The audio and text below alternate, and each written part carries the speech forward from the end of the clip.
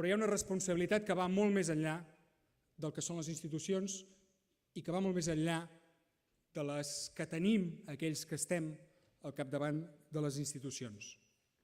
De fet, és una responsabilitat de tots i de totes defensar la democràcia, defensar els drets civils i polítics que en aquest moment són atacats.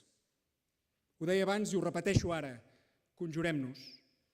Conjurem-nos des de la pluralitat, des de la transversalitat, des dels diferents plantejaments polítics, legítims, necessaris, saludables, però diversos. Conjurem-nos tots pels drets i les llibertats.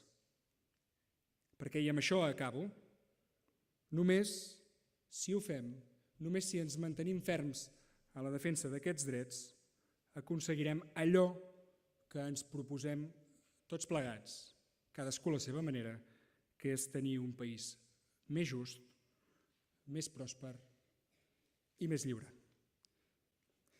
Aquesta és una nova i fosca pàgina que ha escrit el Tribunal vulnerant els drets polítics del Parlament de Catalunya. I aquest cop, fins i tot saltant-se la legalitat internacional, fins i tot saltant-se les mesures cautelars que havia plantejat Nacions Unides. Això és així. Malauradament és així. Però no ens resignem. No acceptem aquesta situació injusta. De fet, reconèixer una situació injusta és el primer pas per conjurar-nos, per treballar, per afrontar-la, per combatre-la.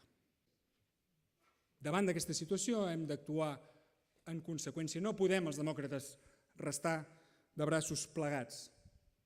Per això, demà mateix, reuniré a la mesa del Parlament per proposar-los la presentació d'una querella davant d'aquesta situació, d'aquesta decisió absolutament injusta.